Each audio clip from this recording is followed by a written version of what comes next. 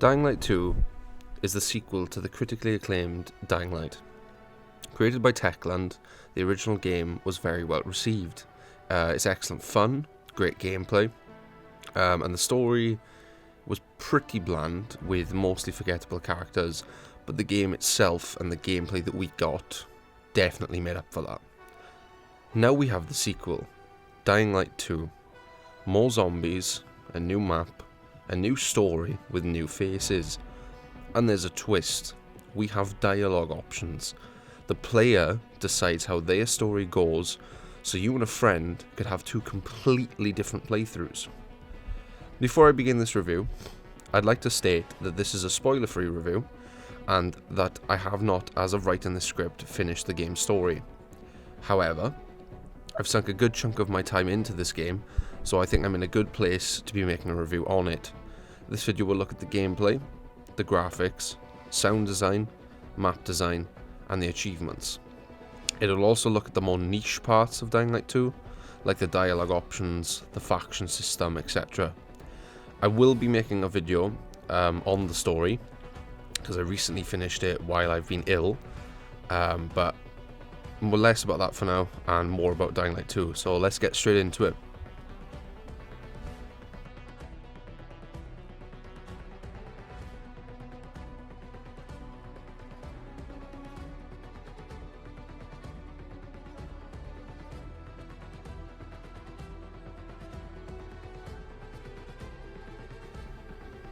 The gameplay in Dying Light 2 seems to be the same as the original from an outside perspective, and I too was deceived into thinking this. But the parkour in this game actually feels a lot different to the original. In some ways it feels better, but in other ways I'm not convinced. So we'll start with the good stuff, and that is the parkour feels good. So you won't play this game and be disappointed. You know, you'll be making huge leaps across buildings, or you're scaling skyscrapers. There's a lot more variety in the parkour moves that Aiden can perform that Crane didn't have in the original game. There are small gaps that he can quickly dive through to keep his momentum. He can scramble up walls to gain a little extra height to reach a ledge that's out of reach. You can wall run, you can, jump from wall to wall, or jump from a wall to a billboard and then jump up. It feels a lot more like, it feels more seamless, it feels more realistic. We have access to more parkour moves that people in the real world today can perform. So they've basically just given you a bigger kit. This isn't just thanks to the more advanced moveset that Aiden has access to either. The actual map and its environment is built for this parkour fun. Remember, this game is set 20 years after the virus crushed humanity. So there's a lot of parkour helpers, I guess the game calls them, in the environment, so that allows for even more seamless roof running. So you've got stuff that's marked with yellow arrows that point out to you as the player, this is a path you can take to get to XYZ. There are also new elements in this game. So we have ropes we can swing from. We have monkey bars that we swing from, we jump from bar to bar. You have poles that Aiden jumps on and they fall and then you jump from them. And if you take the survivor path in the game, then the map will be filled with even more of these helpers for you. However, it isn't all sunshine and rainbows, and I definitely take issue with some things the parkour does. Firstly, all of the moves I previously mentioned, these are all locked behind skills in the skills menu, so you need to unlock them. So that means when you start the game, the parkour is a lot less seamless. The second issue is, it seems as though this game completely scrapped momentum. Now, in the first game, the longer you could keep consistent parkour going, you kind of kept the momentum. So, for the parkour challenges in particular, if you messed up midway, you would basically lost that run, because you would lose all momentum. So even if you got back to where you were, you wouldn't have the speed to make some of the jumps, because the momentum you needed was gone. So, this game just kind of doesn't have that anymore. In this game, that's not how it works. In this game, you tap your right bumper for short jumps, but you hold it for longer jumps. And this took a lot of adjusting to for me. I really don't like it. And on top of that, you can't even sprint anymore. Aiden automatically runs everywhere, so instead of a sprint, you can unlock a skill called Dart, which is a temporary sprint that uses some stamina, and then moving on from that, you can unlock Dash, which is permanent, but you have to hold your left stick down, which basically means you have to hold it, but lose complete control of how you run, because holding a left stick down isn't exactly fun. Dart is semi-useful, sometimes, for like stretching a jump a bit further, but Dash is just shit. Like, it doesn't even work half the time, because the game doesn't register that I'm holding my left stick, which honestly could just be an issue on my end, I don't know, but I've never had that problem before. And it makes controlling where I'm going, as I've just said, a lot harder. And then on top of that, it just completely breaks the momentum of my parkour. If I give myself a speed boost, sometimes it actually makes it more hard to keep my parkour run going, because I go too far, or I lose control of my jump. I much would have preferred a normal sprint, and just have Techland scrap the dart and dash altogether. The slide in this game also sucks, and even that needs to be unlocked by the skill menu. Yeah, you have to unlock the ability to slide. And it just doesn't feel good. Like, you slide, it feels really delayed. The slide lasts way too long, and the way Aiden gets up is like really sudden. That makes no sense. Like, I know in the original game, it was a slower one, but it made sense because you can't just spring up from a sliding on the floor. I just feel like some of the parkour moves should have been part of Aiden's basic moveset, and then some of the skills just don't really need to exist at all. Like, there's also the fact that literally at the start of the game, Aiden's stamina is absolutely awful. You run out of stamina so quickly that it's ridiculous. Now, in the original, you'd level up stamina by purchasing skills as you leveled your agility level up. But in this game, you need to find something called inhibitors. These are drugs that you can use to level up your stamina or your health. You need 3 per level, so you get to pick. So if you're not actively looking for these early on, you could potentially go the whole game with very low health and stamina, which is not fun, and then on top of that, some of the skills will be locked away from you because your stamina or health level isn't high enough, and then on top of that, there'll be actual activities in the game world that tell you your stamina's too low to attempt them. Now, the final thing I'll add in here is about the paraglider you unlock in the game, which I'm pretty sure everybody knows about because the trailers showed them off. And I'm so 50-50 on it. In some cases, it's definitely fun, and sometimes even required. But other times, it just feels like it's an easy way out of dying from failing a jump. It seems like the way Techland tried to combat this was to have it drain your stamina. So when it hits 0, you basically fall to the ground and die. But this feels dumb, because a paraglider shouldn't drain stamina, because you're not actively doing anything except holding on. And like, I've even used the paraglider to cheat some of the open world activities, where the game was like, your stamina's too low, but then if I just got somewhere else and paraglided and boosted up to it, I could do it. So, you know, it's not great, and even then it needs to be fully upgraded to actually be fun, because when you first get it, it sucks. So at least it's not like stupidly good at the beginning, but I think the best way to explain it is this. You know Halo Infinite's grappling hook? Is it fun? Yes. Is it useful? Yes. Does it mean I'm not using parts of the game's sandbox or moveset nearly as much, if at all? Unfortunately, yes. The grappling hook in Halo Infinite means I rarely used vehicles in the campaign, because there was no reason to. And in Dying Light 2, the paraglider is kind of the same. It means I think less about my parkour routes, and I kind of just throw myself mindlessly off buildings. It's an easy way out.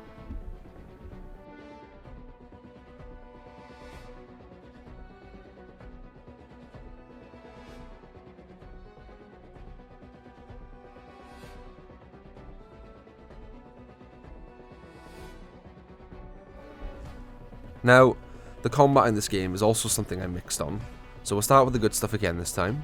Guns are non-existent in Dying Light 2, and I think this is a good change.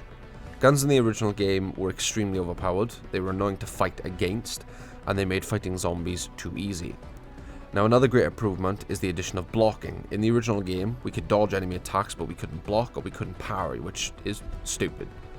Now, you can dodge, block, and parry, which makes combat feel better, because this opens up a variety of options you have in any combat encounter more than the first game, where you would just dodge, and then hit, and then dodge, and then hit. So, Fighting zombies remains much the same. You hack and slash your way through hordes, or you avoid them by sitting on the rooftops, your choice. Fighting human enemies is where things have been improved, but also been incredibly annoying and frustrating. Now, like I previously mentioned, we can block and parry in combat now. This is great. We even have something called parkour combat, which basically mixes parkour moves into the combat system, and they become, well, combat moves. The main one you'll use will be the vault kick, and while I do appreciate this new addition, the vault kick is like the only one worth mentioning, because that's like the only good one. Like the other ones you just don't use. Like there's one that's kind of useful, where you jump down and smash a zombie or a human enemy's head into the floor and instantly kill them, and then you jump back up. But like, everyone knows you're there then, so that's kind of pointless and can only be used when they don't know most of the time. And the parkour kick is like the only other one really, which is good because you jump over someone and kick into someone else, but like, that's it. So they made this big deal early on in the game, like, wow, we have parkour combat, and then it's like, do you though? Do you really? I would have loved to have seen the devs explore this more and see what kind of moves they could like come up with. So back to the human enemies. We have normal enemies, bigger brute enemies, spear enemies, and then ranged enemies. Now, normal enemies and spear enemies aren't too bad. They're kind of the most fun to fight. However, sometimes they will use attacks that cannot be parried or blocked. So they do this annoying thing where they'll like literally like throw a punch at you, or they'll like push you or something, and there's no like indicator for these attacks. There's no like time frame for the player to react, to dodge, or to do something. Like, you just take it on the chin. It's really stupid. Like, they add to realism, because like, who's not going to fight dirty in a post-apocalyptic world? But from a gameplay standpoint, it's really irritating, because it like throws you off balance. It opens you up too easily. You know, it can drain your health. It's really dumb. Brute enemies suck. Their weapons reach way too far, and sometimes even when you dodge their attacks, they still hit you. This is the same problem, by the way, with the goons. They sometimes hit you through the floor. Like, if you're above them, but they like reach up or something, they somehow hit you through the floor. It's really fucking stupid. And they deal stupid amounts of damage if they hit you. And then you mix them with normal enemies and spear enemies, and then they can really beat the shit out of you. And then you have the last problem, which is the ranged enemies, and these are by far the worst thing in the game. They're stupid, they're pointless, I hate them, they should go away. So basically, picture this. You're fighting a group of bandits, trying to deal with them one at a time, and then boom, an arrow hits you. Then another, and now you need to heal. But the arrows continue, so you eventually spot the little fucker that's been shooting you with his bow. You run at him, he tries to get away from you, you kill him, and continue to fight the other bandits. This is the exact problem with ranged weapons in this game. They can easily drain your health if you can't see them or don't deal with them early on. They harass you, they throw you off during regular combat. Even when you jump, they stop you mid-parkour. If an arrow hits you mid-jump, you just lose all momentum and fall. So the problem is, you basically have to deal with them first, or they will just continue to shoot you because they don't miss, and they'll just drain you of medkits. So this means that any combat encounter with ranged enemies involves going the same way. Kill the ranged enemies, then kill the normal bandits. Go after the ranged guy, then kill everyone else. Run after him and ignore all the people trying to hit you. Kill him first. Any other mix of bandits works absolutely fine, regardless of the fact they can be frustrating, brutes. But as soon as a ranged enemy is thrown into the mix, if you leave them alive, they will drain you of health and drain you of medkits. It's like a huge oversight on the devs' part, and like, I'm not being funny. We even have an option to parry ranged projectiles and deflect them back, but the timing for this is like ridiculously harsh. So that it's easier to just block the projectiles, but then everyone else is just going to punch you while you're standing there waiting for this guy to shoot. Thankfully though, we have a good variety again in this game. Zombie types. You've got the usual biters, virals, volatiles. Goons are demolishers. Suiciders are the new boomers. There are spitters, which are the new toads. We've got bolters in this game. We also have the hag, the revenant, which is like a special infected. So all of the zombies are very fun to fight, and volatiles are just as scary as they were in the first game. I'm going to go more in depth about zombies when I talk about the open world. Finally, we have the stealth gameplay, and this was pointless. I don't know why they thought that they needed stealth in a Dying Light game, but they did. And the stealth in this game is okay at best, I think. Can sometimes be like really annoying and sometimes funny, because it just, I don't know. They only put it in, I think, because like there are bandit camps which you can stealth, which is meant to be easier, but like honestly, why? I mean, it works for the sections with sleeper zombies. It makes them some tense moments, but the problem is, me and my girlfriend played this game in co-op, right? Which basically breaks the stealth. So you can take someone down from stealth, which is meant to instantly kill them, right? They'll get back up with half health instead, and they'll just alert everyone. And the other thing is, in the zombie stealth sections in particular, certain zombies for her will be awake that aren't for me, and certain zombies for me will be awake that aren't for her. So we're left with which ones are actually active and which ones aren't. So it doesn't work. They should just not have bothered with stealth. They should have just... I know it adds to the tension, but I think a couple of chases would have easily slotted in just as well as some slow stealth sections.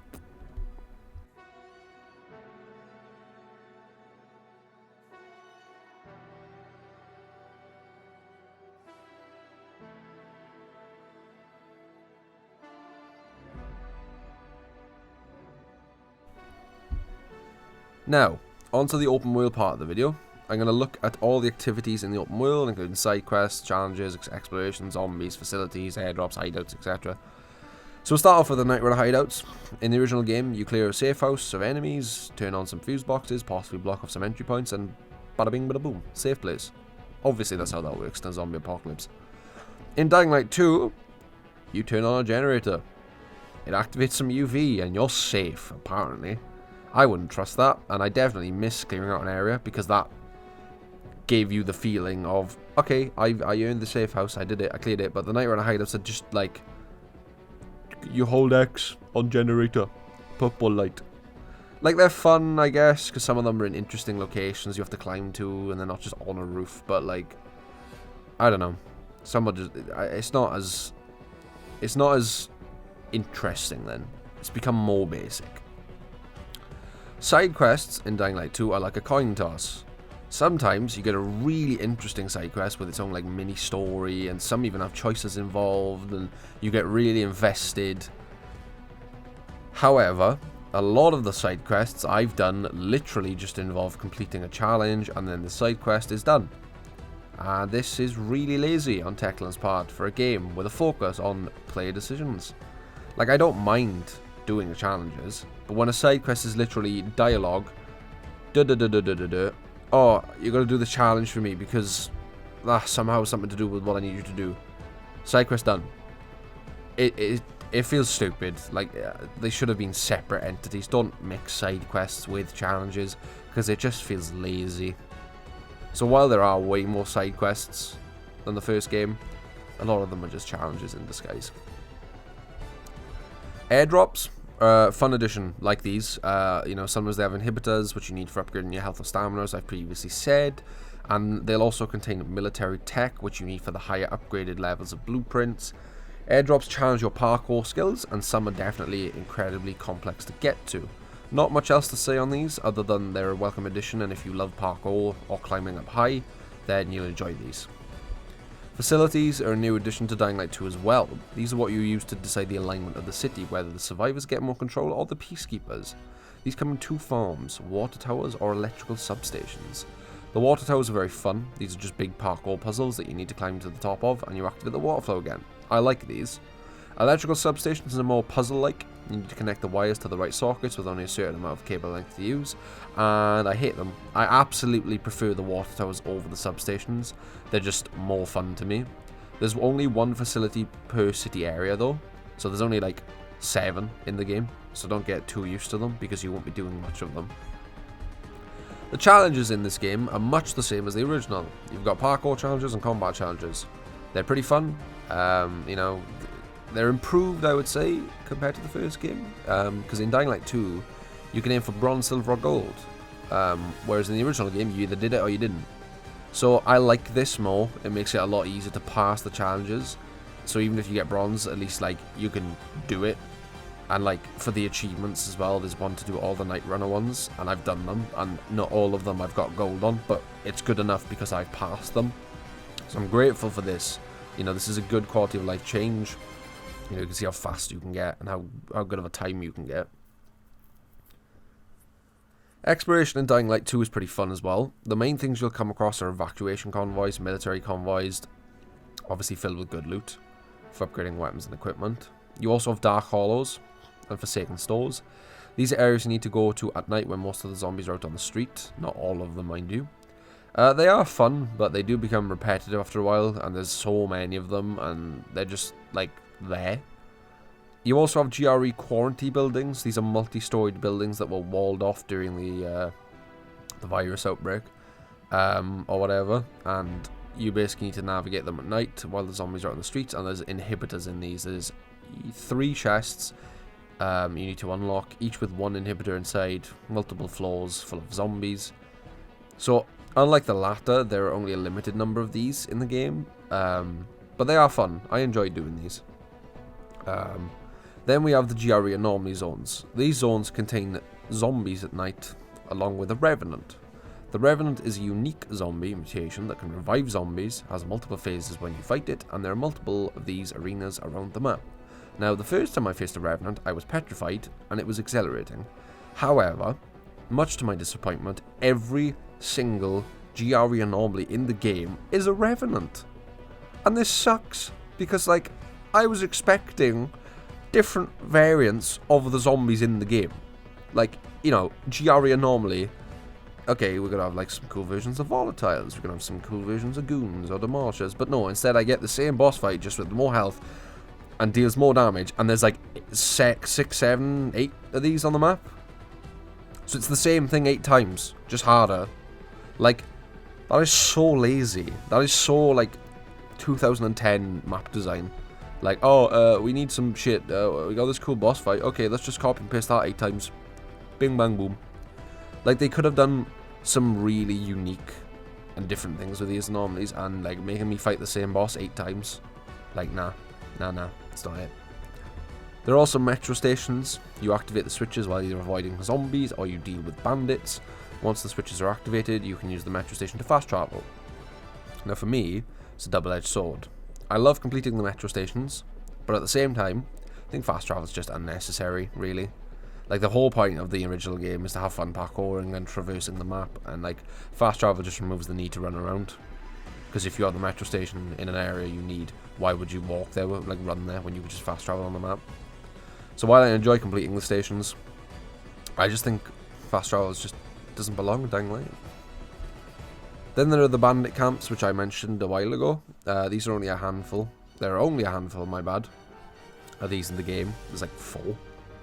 And they're basically big stealth encounters, but you can go loud in, and honestly, it's just quicker and easier to do so. You need to kill the camp leader and his lieutenants, lower the flag, and then you own it, apparently. These are kind of fun, but, like, as I stated earlier, the stealth in this game isn't great, so you ultimately end up trying to fight about 20 guys at once. The zombies in the open world. I really don't want to say this because it's sad, but I have to. The zombies in the open world are fun, but, like, ultimately I wanted more. Like, while the streets are brimming with infected, and the noises in the night are still terrifying, virals in the daytime almost don't exist, because the UV of the sun actually kills them in this game. And volatiles at night are, like, so rare, because howlers are how chasers are initiated now. So rather than avoiding volatiles, you just need to stay on the rooftops and you're fine. So, like, I barely saw volatiles in this game, unless I went deliberately into dark halls at night, which I barely did anyway. Then I wouldn't see them much. Like, the odd rooftop sometimes would have one prowling around in the way that would, like, you know, sniff me out pretty much and start trying to follow me while I was still in stealth. But I just didn't really see them. They feel, like, really underutilized in this game, and I don't know why. It really sucks. Like, I just miss, you know, avoiding them, and then they see you and you get chased by them, rather than if you stay on the rooftop, you're literally untouchable because howlers cannot make it to roof level. So if they don't see you, you're fine. Like, I think there needs to be more volatiles on the rooftops at night so that you can accidentally stumble into them and initiate chases that way. Just think that would be a lot more interesting and fun.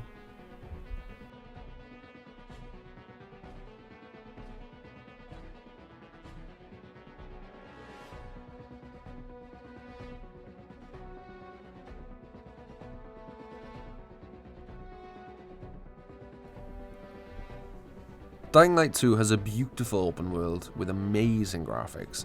Villador is such a pretty place to spend time in. Nature has started to reclaim a lot of what society has left behind. Rooftops have groves with bee nests and trees, grass and flowers. Very common. It reminds me of The Last of Us in a way, but to a less extreme degree. While you have the nature side of things, you also have towering skyscrapers in the second half of the map. Huge buildings made of glass that easily stand out as landmarks. A reminder of what civilization once was before the virus took over. Then there's the chemical areas of Villador that were hit with chemical bombings towards the end of the military. These areas are covered in green and yellow toxicity, with crystals sometimes appearing there. They are a sharp contrast to the lush greens of the other parts of the map. Now, I play on an Xbox Series X, so I can't speak for any other console or PC, but Dying Light 2 runs absolutely fine on my Xbox. I don't get any stutter issues or lag or long loading or anything like that, so it seems to me at least that the game's optimized properly. There's also the sound design, which I can't say a lot about because I'm obviously not a sound designer, but the sound design in this game from an average person's opinion is great. Zombies sound very familiar to the first game. Howlers sound horrifying when they screech, virals and their grunts and screams are terrifying as they chase you, volatiles are even more scary sounding than the first game, and the ambient noises in the game world is brilliant too, especially at night when you can literally hear survivors screaming for help as zombies descend on them. Overall, great graphics and great sound design too.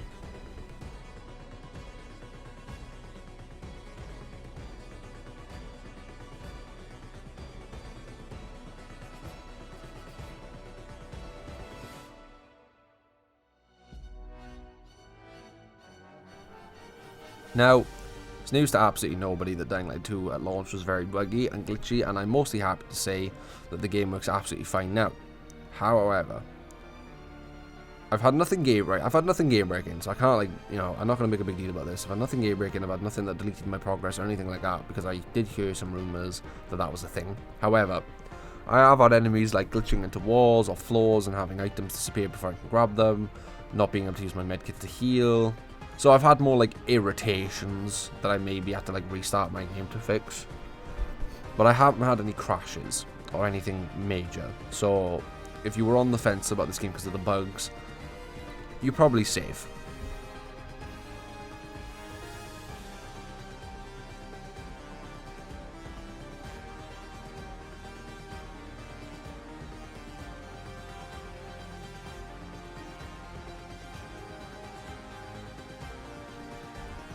Now, the achievements in this game are very similar to the original in a lot of ways. Craft your first item, complete all the Night Runner challenges, complete open world, stuff like that. Thankfully, there are no achievements tied to getting the various endings of the game, which is a relief for an achievement hunter like myself. Dying Light 2 autosaves after every decision you make, and you cannot quick save, so if you did have to get every ending, you'd need to replay the game multiple times. There are achievements unlocked for hitting the major plot points in the story, so as you play you'll be unlocking secret achievements tied to the story and eventually gain one for finishing the game. There are also some specific achievements too, mainly tied to killing enemies in specific ways, such as using Smash to kill 50 enemies. This is also similar to the original game, as that had achievements for drop kicking 50 enemies off of buildings and others like it. I haven't 100% completed Dying Light 2 yet, so I don't have every achievement, but I'd say the easiest achievement in the game is you never forget your first, which is unlocked by crafting your first item. The hardest achievement I'd say would be Ultra Marathon, which is gained by running 960 kilometers. This doesn't include jumping, wall running, falling, or paragliding, only running on foot. An honourable mention for another hard or tedious achievement is all three of the collectible achievements, mainly because some only appear in missions, meaning if you miss them, you'll need to play the game on New Game Plus to get another chance to collect them, or play with someone who has the missions you need in co-op. Overall, I'd say that Dying Light 2 has mostly good achievements, although the collectible achievements and the Ultra Marathon achievement are definitely extreme and inconvenient, but that's just my opinion.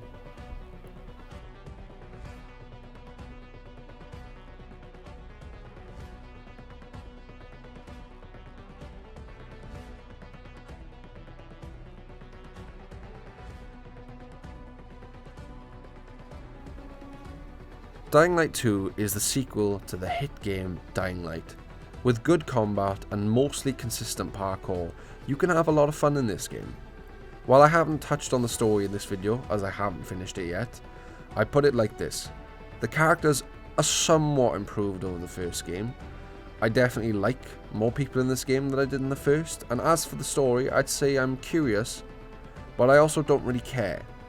Aiden has his own personal mission, which is the driving point of the story, and it's got me curious, but I can't say I really care about it, so take that as you will. Now, like I said, I will be making a follow-up video to this one because I recently did finish the game, and obviously I haven't updated the script, but I will be making a second video on the story because I finished it and I definitely have some thoughts. Overall, Dying Light 2 is a pretty good open world filled with activities for you to enjoy. It has fun gameplay, a gorgeous open world that feels very real and sounds alive, and a story that, you know, keeps things moving. I definitely recommend this game if you love the first, or if you just want to kill some zombies and execute some cool parkour moves. But if, like, that's not your thing, like, if you didn't play the original, or, like, parkour doesn't really, like, appeal to you, maybe give this game a miss. It's kind of just, like, okay. It's not phenomenal, but it's not awful. It's kind of just in the middle. But that's a wrap on Dying Light 2. Hope you guys enjoyed this video. It was really fun to make. Let me know what you thought of the video down in the comments, and if you enjoyed, please leave a like and consider subscribing. You know, all the usual YouTube shenanigans that people have to ask for. I make videos like this all the time. I upload about every 2 to 3 weeks to a month. Much love, guys, and I'll see you in the next video. Okay, so I know the video's over, and most of you probably clicked away by now, but I just wanted to add a quick sorry about the gap in content. You know, this video was ready to be recorded, and then I got ill, presumably from my going to my job, because a bunch of people I work with got ill, and yada yada. So basically, yeah, that's why this video is kind of delayed. That's probably also why I kind of sound like really stuffy right now, and you probably heard me like sniffing every so often through the video, because I woke up like an hour ago, and also, you know, I'm still going to work and stuff, and the weather's awful. But yeah, so I'm sorry. Video was delayed. I didn't want it to be, but I really didn't want to record when I literally had a sore throat and cough, and I just sounded like dog shit. And let's be honest, you wouldn't have understood me. You would have been like, what he's saying? And I'd be over here like, Dying Light 2 is a game. So basically, yeah, that's why this video is kind of delayed, and I'm really sorry, even though I upload like every month anyway, because I'm really not that fast with Premiere Pro, and hey ho, but I get by. So anyway, yeah, I'm really sorry. Hopefully I don't get ill anytime soon. Obviously Christmas is coming up soon as well, so I might take a dip there, but we'll see. But yeah, I'm really grateful for those of you that are still around to this late in the video. Much love, and I will see you in my next video. I'm not sure where it's going to be yet, but I have a couple of things lined up. But much love, guys, much love.